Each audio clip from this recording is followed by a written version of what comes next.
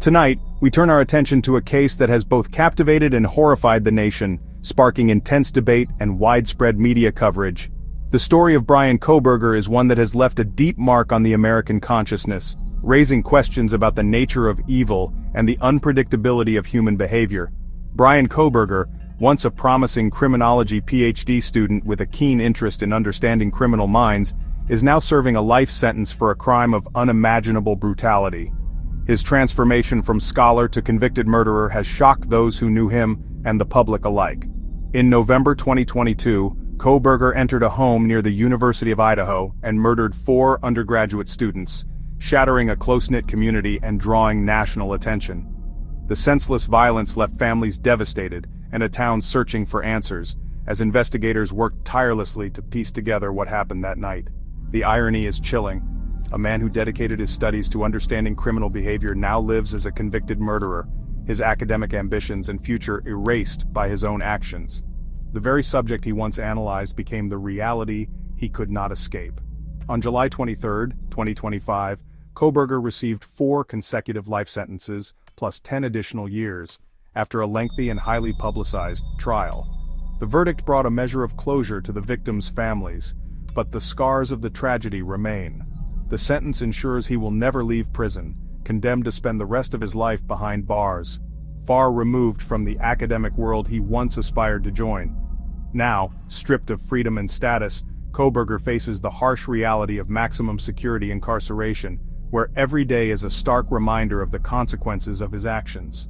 The student of crime has become a case study himself, navigating a world far more brutal and unforgiving than any he once analyzed in textbooks or classrooms.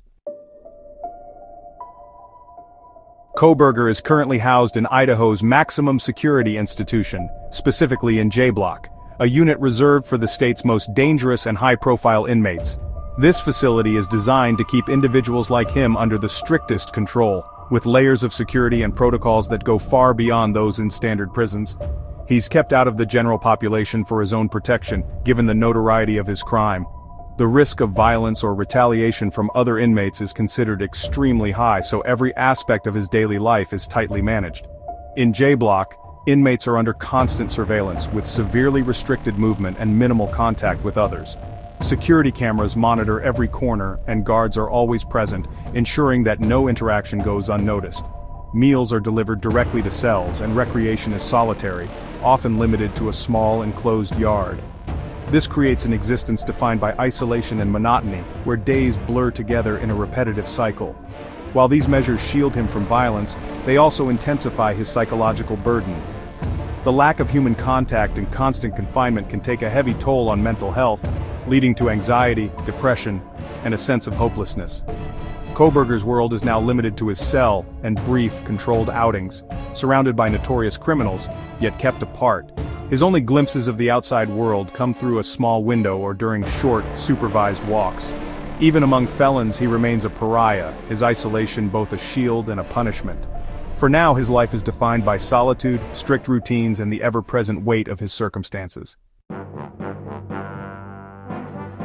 Despite being placed in protective custody, Kohberger quickly developed a reputation among both inmates and staff for his relentless stream of complaints. So much so that he earned the nickname Jailhouse Karen. His constant grievances set him apart, making him a well-known figure within the facility almost immediately. His complaints cover a wide range of issues, from feeling threatened by other inmates to being deeply dissatisfied with the quality and variety of prison food, especially given his strict vegan diet. He's repeatedly voiced frustration over the lack of suitable meal options, insisting that his dietary needs are not being met. Kohberger has reported numerous incidents of vulgar threats, including explicit harassment and menacing comments from fellow prisoners. These reports highlight his ongoing sense of vulnerability and the tense atmosphere he faces daily, fueling his perception of constant danger. He's also filed formal complaints about missing food items and what he claims is inadequate nutrition, directly challenging the prison's policies on dietary standards. Kohberger argues that these shortcomings are affecting his health and well-being. In addition, He's gone so far as to request a transfer to another wing, citing ongoing safety concerns and dissatisfaction with his current living conditions. This move underscores just how unhappy he is with his situation.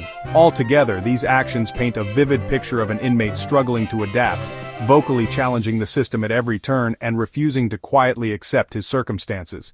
Experts warn that this strategy is not only likely to be futile, but could actually make his situation far more dangerous, as it may provoke further hostility from both inmates and staff. Kohberger's complaints have drawn sharp criticism from corrections experts. Retired NYPD Inspector Paul Morrow called him a jailhouse Karen, warning that such behavior spells trouble in prison. Former prison minister Keith Rovere explained that complaining and snitching are seen as weakness, making Kohberger a target for more harassment. By reacting to threats, he's shown vulnerability, essentially inviting further torment. Prison consultant Cameron Lindsay called him both a monster and a fool, predicting his transfer requests will be denied. The consensus: Kohberger's academic knowledge hasn't prepared him for prison's harsh social rules. Instead of adapting, he's marked himself as a target, making his own survival much harder. In prison, complaining is almost always seen as a sign of weakness, and reporting threats brands an inmate as a snitch, the most dangerous label one can possibly have inside. Kohberger's grievances have only empowered his tormentors, giving them a clear roadmap to his vulnerabilities. Rather than gaining sympathy, his complaints are likely to annoy staff and further isolate him from both inmates and guards alike. Experts agree, his only hope for survival is to keep his head down and remain as invisible as possible. Enduring threats and discomforts quietly is the unwritten rule for high-profile inmates everywhere. By continuing to challenge the system, Kohberger is compounding his problems, not solving them at all.